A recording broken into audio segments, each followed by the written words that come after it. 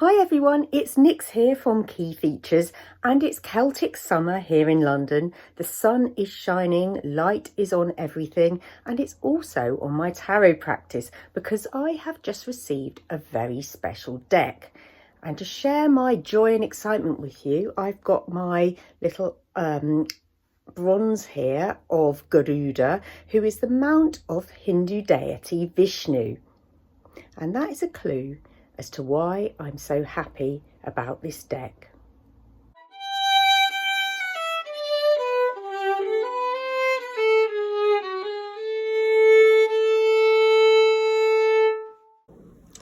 So here is Garuda. As I said, he is the mount of Vishnu. And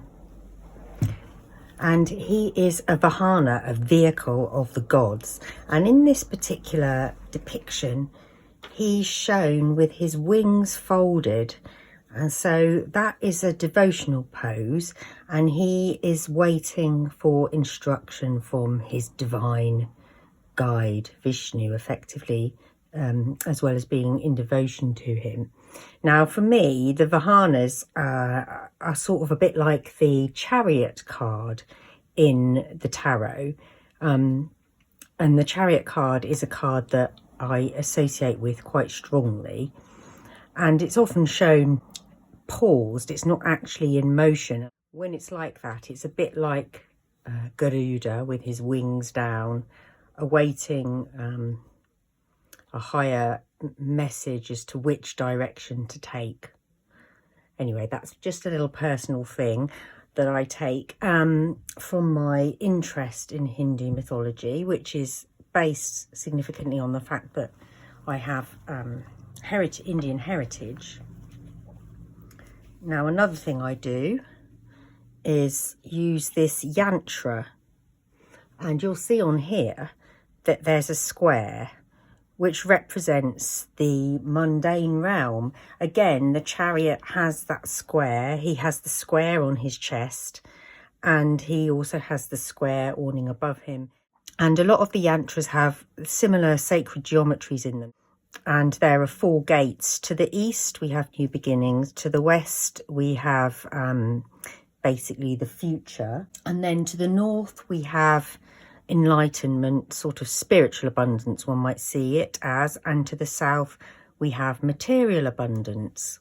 And you'll also see in the middle, there's a 6-pointed star, which is a very ancient Indian, or it developed in the Indus Valley something up to 5,000 years ago, the Shatkona, which is a combination of Shiva, or the masculine energy, the spiritual energy, and Shakti, which is the downward star. And then some consider the 6 points to be their offspring.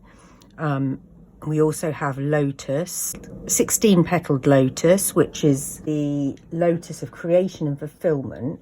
And there's 10 organs of perception, and the 5 elements, which are earth, water, fire, air, and space. And then we also have an inner petaled lotus, which is all about spiritual awakening. And it's like the lotus, you know, if you think about the lotus coming out from the water, and then it opens up its petals, and in those inner petals we have the speech, grasping, motion, excretion, enjoyment, revulsion, attraction, and equanimity, which are considered the governing functions of the body.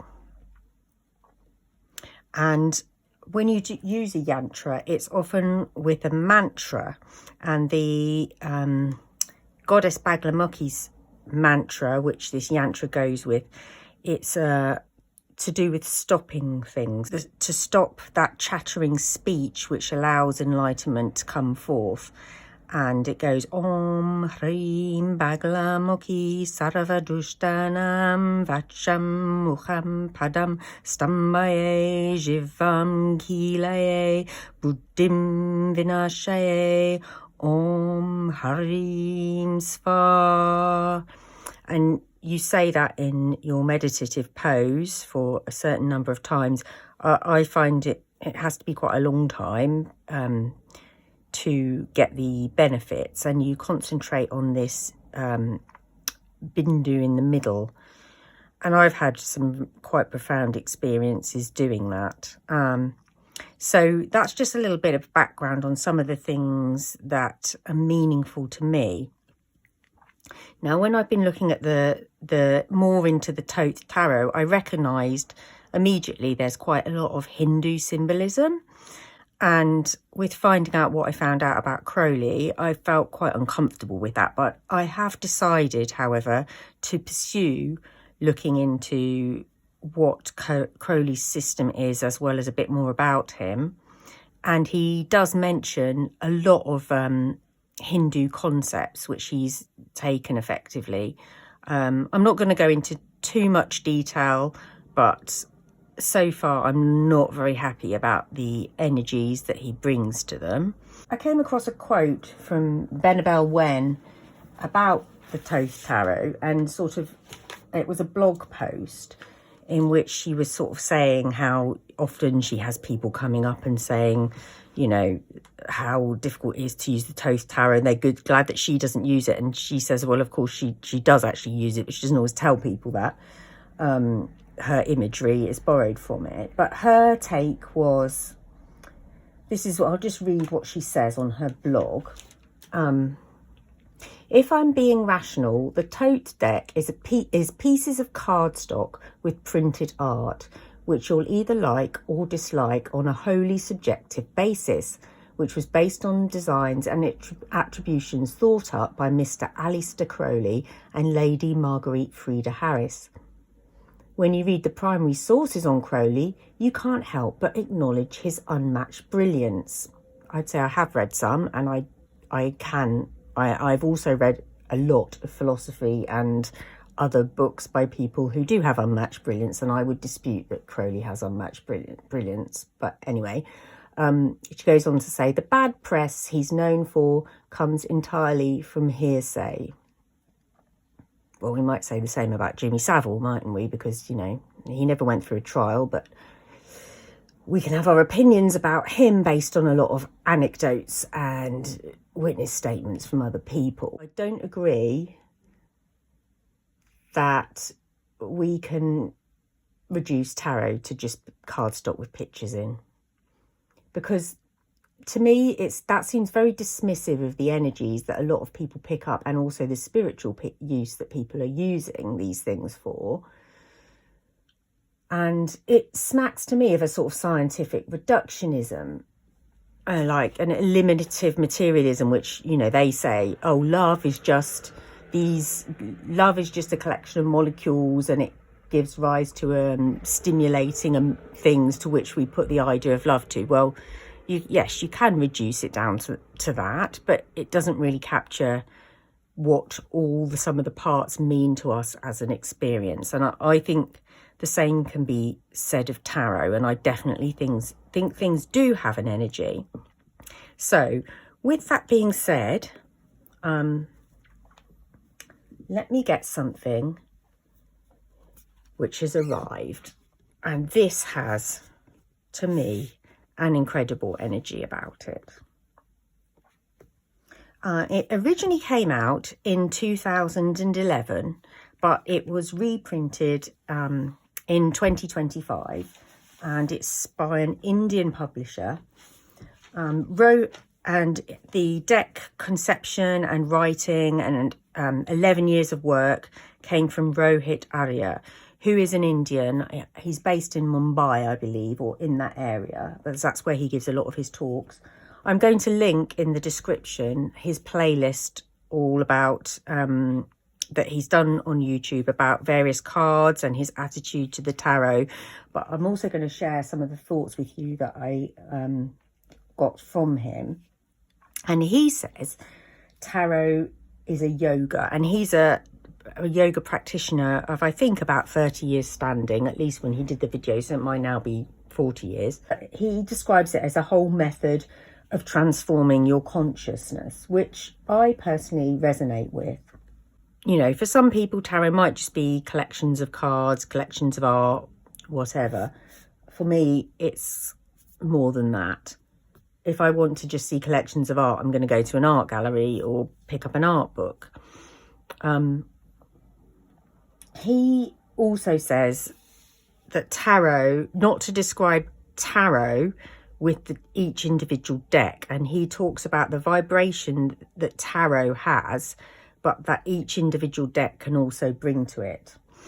So on the back it says here, inspired by Indian mythology and epics, the Sacred India Tarot, and don't confuse it with the Sacred Indian Tarot because there's one called that and it's a very different deck.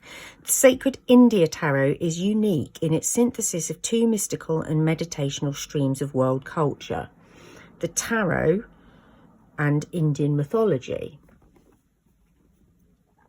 They blend amazingly well without compromising their own truths and cultural integrity. This is the first and only tarot deck to work solely within the parameters of sacred Indian mythology, almost the only living mythology today. And he talks about it being, the creator Rohit talks about that being very powerful because there are still people praying to these deities. Whereas if you do, say, for example, the mythic tarot, which uses Greek deities, a lot of those don't really have a living culture around them so much anymore. Millions of people daily worship or meditate upon the deities depicted within. This gives the Sacred India Tarot an unmatched spiritual power and contemporary resonance. The major arcana depicts the archetypal forms of the gods and goddesses of India. The Indian epics, the Ramayana and Mahabharata, form two of the themes depicted in the suits of the minor arcana. Other themes in the suits include the life of Buddha and the great love story of the culture, that of Shiva and Parvati. This stunningly beautiful deck is designed for readings as well as for meditation. The comprehensive, knowledgeable text in the accompanying handbook explains the illustrations as well as their context within the tarot. It provides insights on various aspects of tarot, Indian mythology, card meanings, doing readings, and also includes unique spreads using Indian symbolism. So inside we have these beautiful pictures in this box. I mean, look at that. So gorgeous. I love the artwork anyway. And all the art was done by an English woman called Jane Addams, who he met fortuitously at some event in London. And he says that she's a yogi higher than most people in India. And therefore, she brings to this artwork what he calls Sattvic. Well, it's a Hindu term, Sattvic. Now, there are three different types of attributes in Hinduism. There is tamas, which is dark, heavy energy. There's rajas, which is spicy energy. And there's sattvic, which is pure and clean and light energy. And interestingly, those are terms that I've come across in very early on in the book of Thoth by Crowley, using those terms. However, I think he misuses them. Nonetheless, I don't really want to contaminate this with that. And then we have this guidebook, which is like 350 pages long. Details of all the card meanings. Oh, and it also comes with this little card, which is quite handy as a bookmark for the book, which I think is quite thoughtful. I think some other guidebooks should provide a little themed bookmark, because I'm often looking around for something to stick in my books to mark them. And then we have the box of cards itself, and then an insert here, which also has some beautiful artwork on it. Now, in terms of the guidebook, it is split into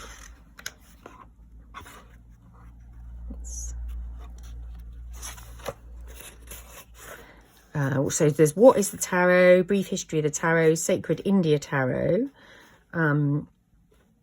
Then quite an interesting little section is about negativity in the tarot, where he talks about the problems of India and the tarot, and how a lot of people just use it for quite superficial readings. And it says here that the constant barrage of infidelities, illnesses, traumas, losses, frustrations and entitlement that comes out in readings creates a cocoon of negativity that stands up on its hind legs and pleads for lower astral entities to partake of the feast so generously arranged for them, and that people don't know how to cleanse a pack, unaware that it's periodically needed, and that they use the same pack for personal readings and meditations, which have then got negative energies attached to them.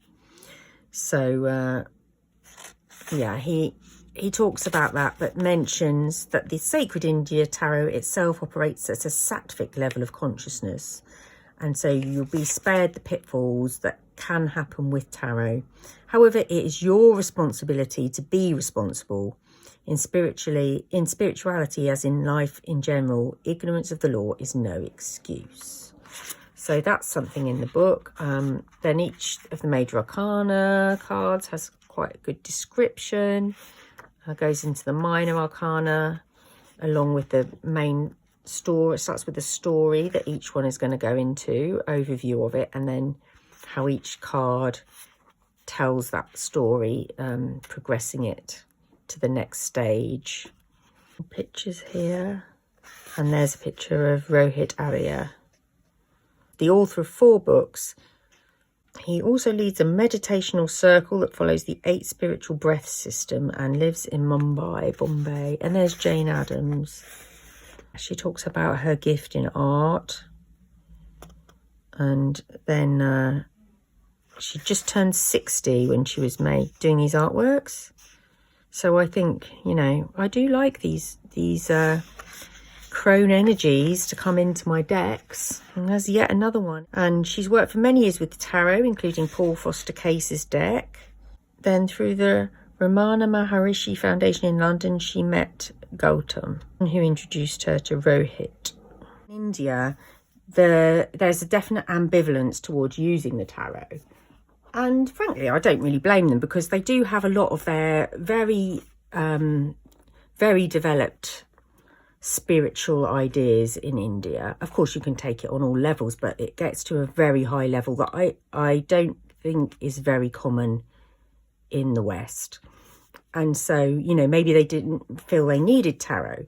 However, he does say that he believes that the tarot system arose when a certain type of socio-economic development occurred in the West, and he sees tarot as becoming a tool that people need increasingly as society becomes more urbanized and people become more individualized and less based in their family support and perhaps their, you know, village support or greater family community support. And that's possibly true. We are quite we can become quite alienated, can't we, due to the way people move away from family and have you know, in developed capitalism, roles become very individuated and not being quite so in touch with maybe making something that we feel we can put our soul into and then see it through and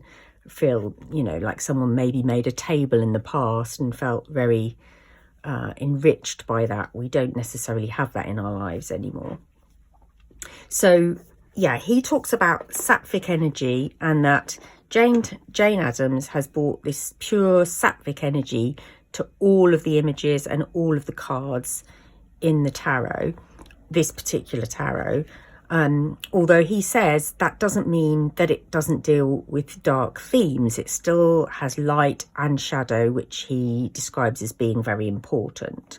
But what it doesn't have is this nasty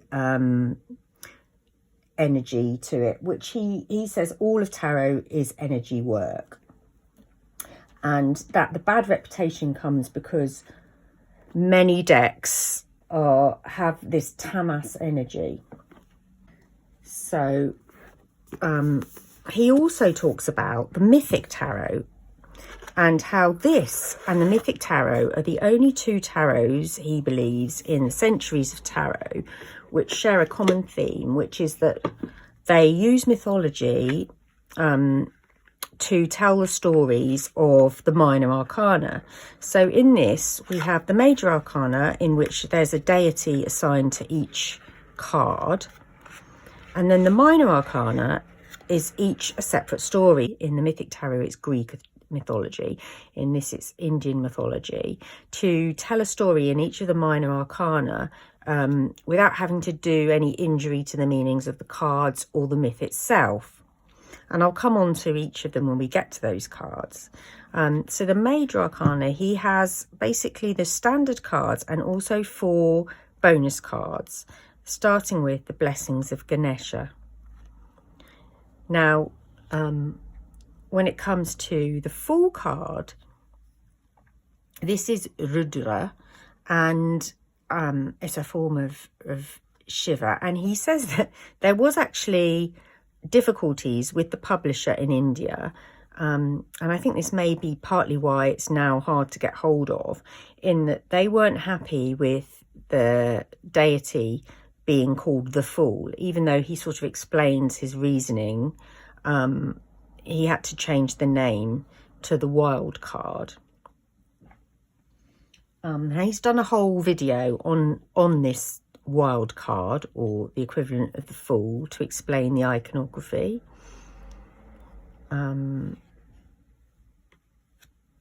each of these is a very beautiful Hindu deity. Now, this is interesting, the High Priestess, because I noticed on the Thoth card that it features Saraswati, but he's combined it in a way, I believe Crowley has combined it in a way that I'm not particularly happy with. This is just a beautiful card and very respectful to the deity. And the Empress with the elephants. So we have a lot of Vahanas, we have a lot of, you know, Hindu mythology does have a lot of symbolism. I would say that to really learn about it, you need to read the book. I'm not going to talk about it too much here. The Lovers, obviously, it's that union, the divine union.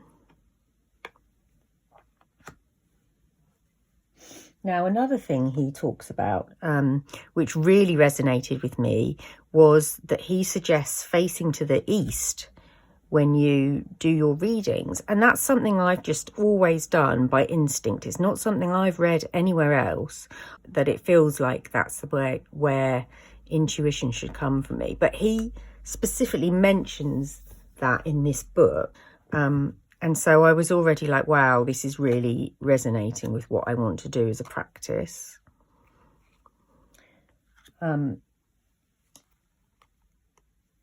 He is also very positive, I guess, about tarot, even though there's a negativity in India.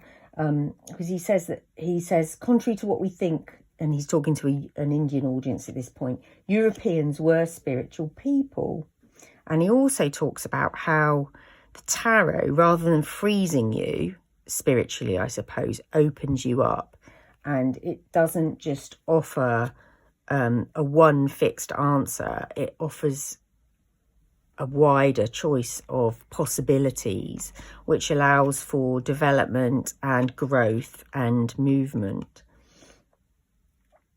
And he does, however, say that a lot of New Age systems in the West are problematic because they are very much just focused on positive thinking. And he says that basically that's no good, because any spiritual teaching worth its salt, it sort of starts by saying you need to sit down and meditate on the fact you're going to die, which I think is true. And I do worry sometimes that with tarot that people tend to want to gloss over the death card and say it's all just about, you know, transformation in terms of new beginnings, without looking at the actual death element of it. Although this is Sattvic in its energies, it doesn't just stick with positive thinking.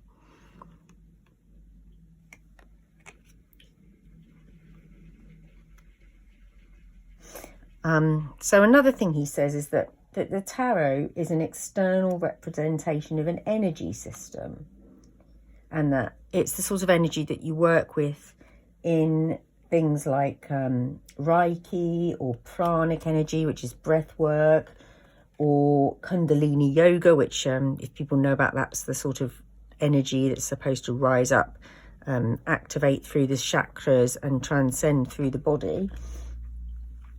However, he does warn that with tarot, that if you keep poking at the cards, you keep asking trivial questions, or, you know, you don't do it with suitable seriousness or guidance, that you end up getting into trouble, because there is an energy.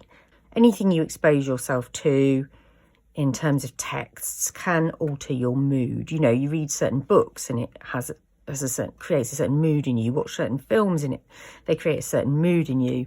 You listen to certain music, it creates a mood. Everything does have an energy and a resonance. And I think to just dismiss that as kind of silly, or, you know, oh, these people just worrying about what's basically just cards. I'm like, well, if they're just cards, why are we spending all this money on them? Why are we spending all this time on them? Oh, so I've got into the pentacles here. So basically, yes, the pentacles are all about the life of Buddha.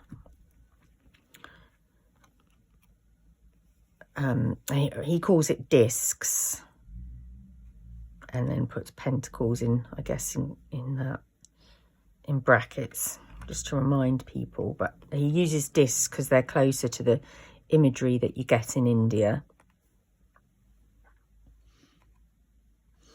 And another thing I found when I was doing serious readings, first longer readings for myself and proper readings for other people, I would be extremely tired afterwards. Beyond even, I mean, concentrating can make me tired anyway, but it was like, there was one reading I did for someone, took me a long time, and she was really great and amazingly glowing in terms of her response and so forth, but I actually had to spend the next day in bed. I was literally wiped out. And he talks about how when you first start doing tarot, you will be tired, you will be wiped out with tiredness. That's a direct quote. And so for him to acknowledge that, I found really speaks to me. Now, in terms of what the purpose of the tarot is in its journey, his take is that we're not aiming to be perfect human beings. That perfection is not something that we can really have, or that we should even really strive for. What he says we're looking to achieve in a spiritual journey is completion. It's a soul's journey. And his journey with this deck, as I say, took 11 years. And he talks about how the vibration of Shakti, which is the sort of feminine energy as such, I mean, I don't think you can just equate it with women. It's embodied in a visual archetype as the divine goddess. But yeah, it's this energetic force that works with Shiva in conjunction to create the universe and everything. But he talks about the Shakti energy being very high with him whilst he was making this deck, and he'd wake at 3 a.m, do his meditative practice, and then start work at 5, and just, he said it was extremely energetic, and that he was very inspired to find these stories which don't contradict the original tarot meaning, but rather work in harmony with it. And that the story follows in the sequence of the suit.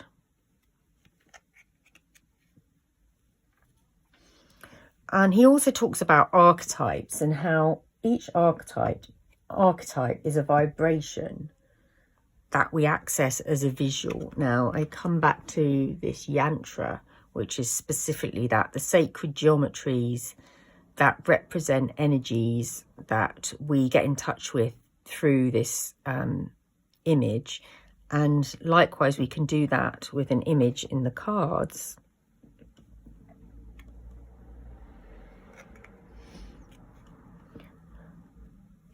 And to quote him, however, he says, there are some really nasty, dangerous packs also.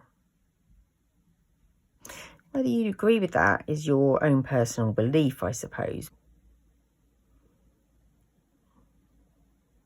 Wow. And he also talks about the need to, if you read for other people, keep a separate pack, and to treat this alongside this book as your guru, and basically show it respect. And there's a lot of information in there about cleansing decks and the correct ways to work with decks. Now, some people may think these are tarot myths or whatever. It's all down to your belief, isn't it, really? And how seriously or spiritually you see the tarot and what energies you think it has.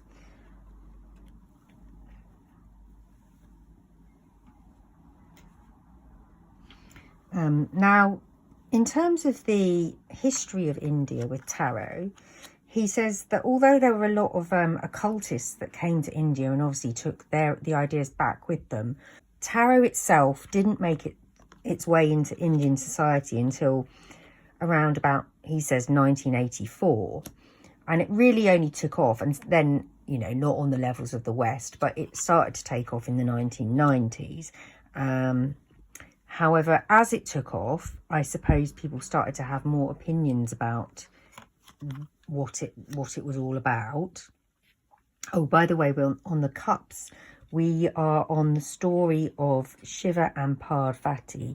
So Parvati is a form of Shakti. So this is about Shiva and Parvati's meeting and union. So yeah, as tarot became more popular, I suppose, in India, there was recommendations, particularly in 2008, from a spiritual leader who's quite well respected and well known, called Sri Ravi Shankar, and he advised that people should not do tarot.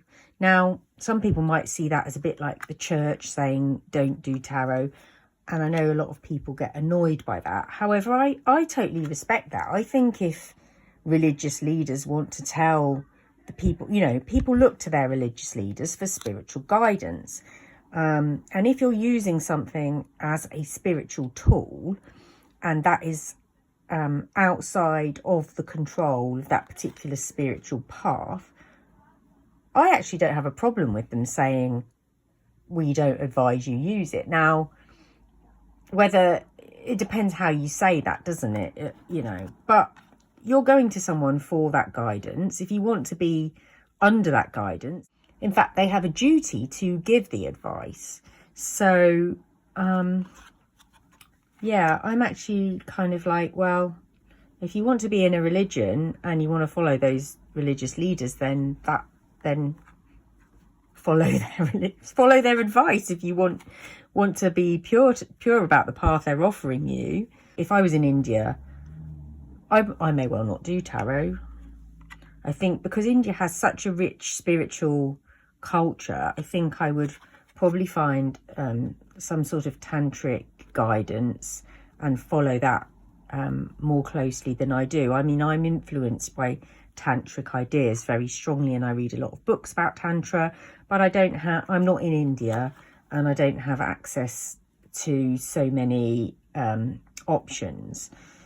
So for me, having a tarot deck, which someone who understands Hindu mythology, Hindu thinking, and he specifically talks about tantra, that's perfect. And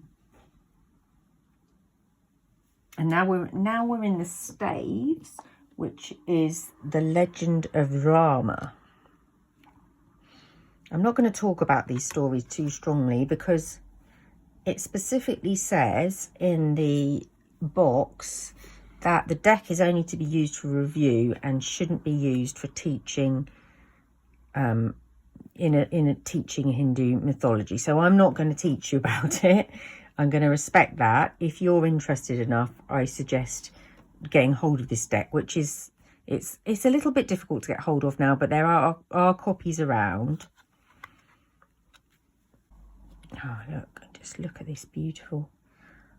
I don't know, I just find the energy of this artwork to be really edifying.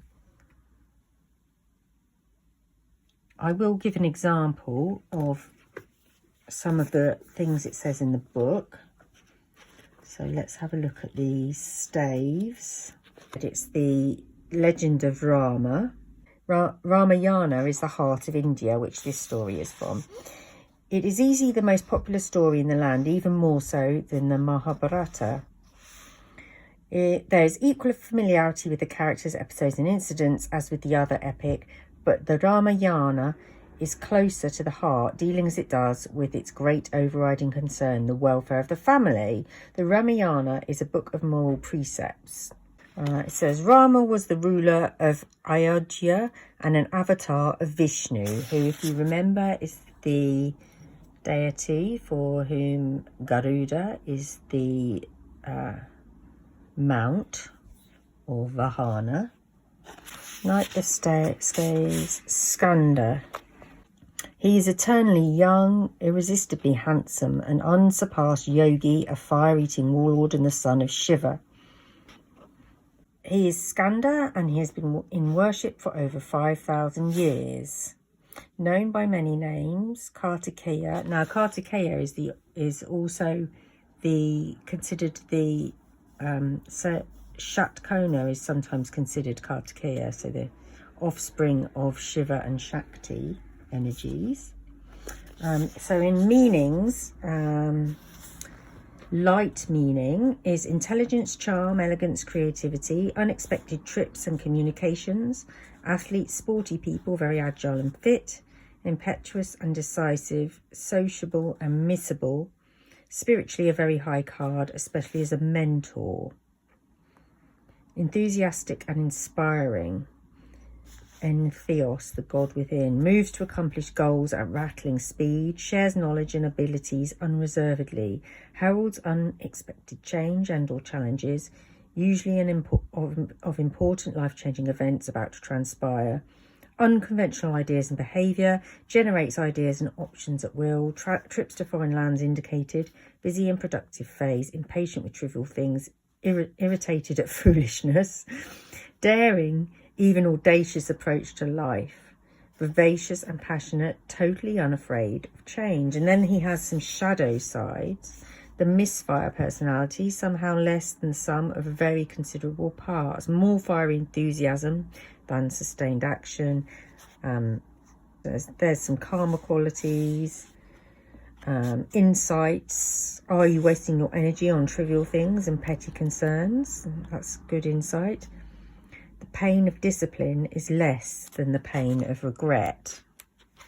So that's some examples of things in the book. And he does say that it's good that you should really take on the meanings given by the cards before developing further in your personal meanings.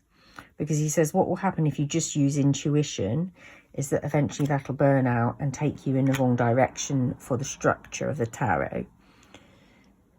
So intuition is good, but it needs to be guided intuition that works with the structural integrity of the system and the deck.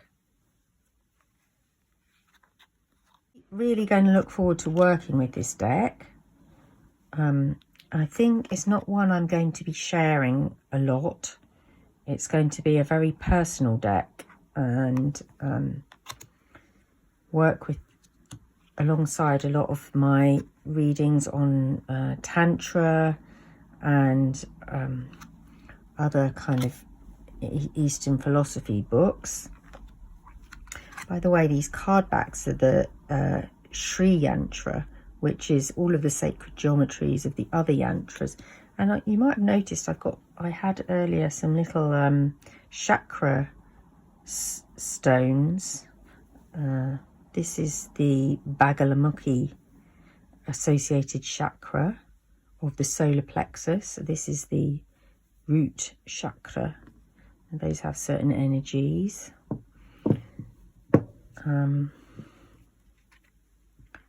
So yes, I feel that this is going to offer me the Sattvic offset to perhaps the tamas energy that I am dealing with in large amounts while studying Crowley.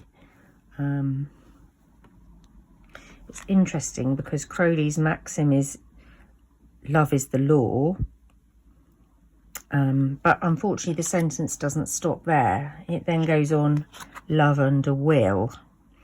And the Golden Dawn had this idea, when you went through the various levels, that you had access at a certain level to these dark entities that you could summon, but you could put them into use for light purposes. But in order to do that, you needed to have reached a certain level of enlightenment to make sure that you put them to good use. And I feel that instead, with the will, Crowley, he talks about the will as being something without conscience, something that will strive to find its goal, regardless of, is happy to do bad things as much as good things in order to get there. So when he says love is the law, love under will, he, to me, is trying to put the light forces of love to the dark forces of his will, which is without conscience. And that's, if you add up what he said in different places, that's effectively what he's trying to do. Whereas the Golden Dawn taught that you should put, once you reached a level of suitable moral understanding, you could use dark forces for the benefit of light, in which case it would be will under love, wouldn't it? Love would be the overriding power that directs the will, just as Garuda, the vehicle, is directed by Vishnu.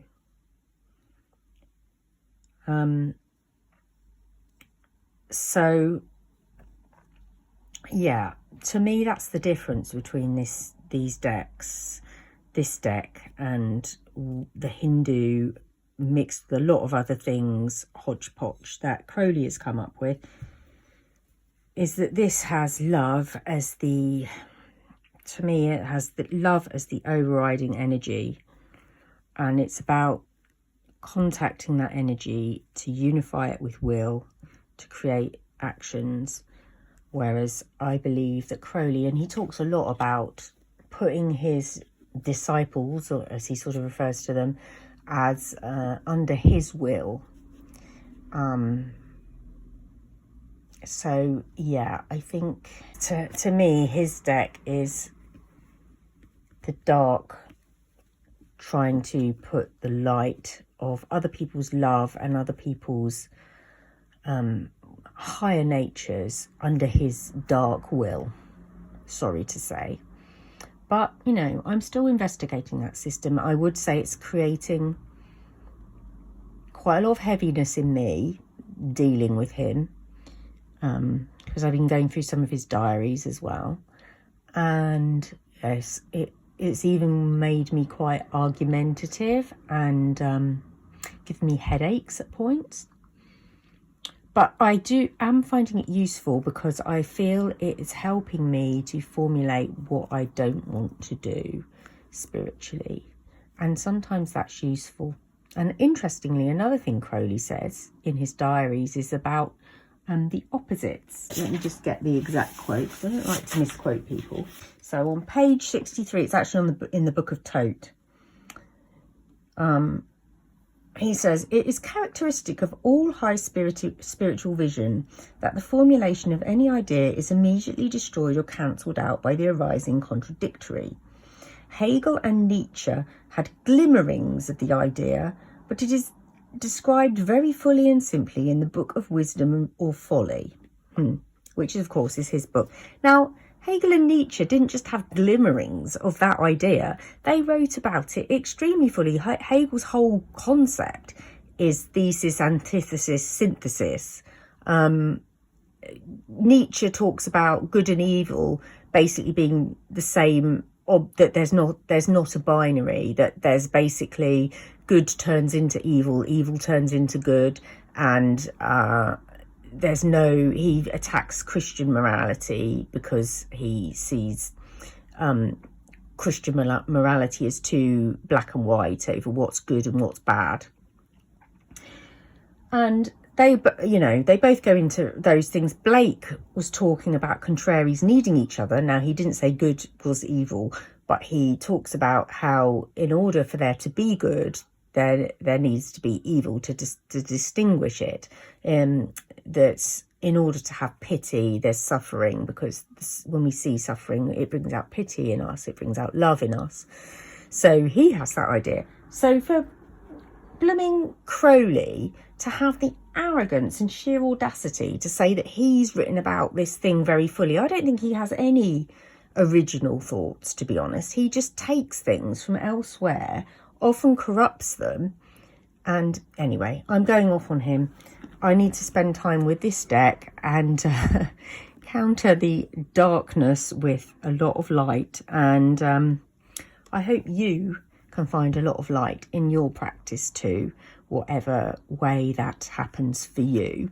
I've just expressed my own opinions here, my own sense of energies and what I'm working with at the moment. So that's just obviously very personal. But this, I think, is a beautiful deck, and I think it does have very Sattvic energy, and I'm going to really enjoy working with it. And hope you've enjoyed having a quick look at it with me. Bye for now. Bye. Om Hrim Bagalamukhi Sarvadushtanam Vacham Mukham Padam Stammaye Jivam Kiraye Buddhim Vinashaye Om Hrim Sva Om Hrim Bagalamukhi Sarvadushtanam Vacham Mukham Padam Stammaye Jivam Kilaye Buddhim Vinashaye Om Hrim Sva Om Hrim Bagalamukhi Sarvadushtanam Vacham Mukham Padam Stammaye Jivam Kilaye Buddhim Vinashaye Om Hrim Sva Om Hrim Bagalamukhi Sarvadushtanam Vacham Mukham Padam Stammaye Jivam Kilaye Buddhim Vinashaye Om Hrim Sva Om Hrim Bagalamukhi Sarvadushtanam Vacham Mukham Padam Stammaye Jivam Kilaye Buddhim Vinashaye Om Hrim Sva Om Hrim Bagalamukhi Sarvadushtanam Vacham Mukham Padam Stammaye Jivam Kilaye Buddhim Vinashaye Om Hrim Sva Om Hrim Bagalamukhi Sarvadushtanam Vacham Mukham Padam Stammaye Jivam Kilaye Buddhim Vinashaye Om Hrim Sva Om Hrim Bagalamukhi Sarvadushtanam Vacham Mukham Padam Stammaye Jivam Kile Buddhim Vinashaye Om Hrim Sva Om Hrim Bagalamukhi Sarvadushtanam Vacham Mukham Padam Stammaye Jivam Kile Buddhim Vinashaye Om Hrim Sva.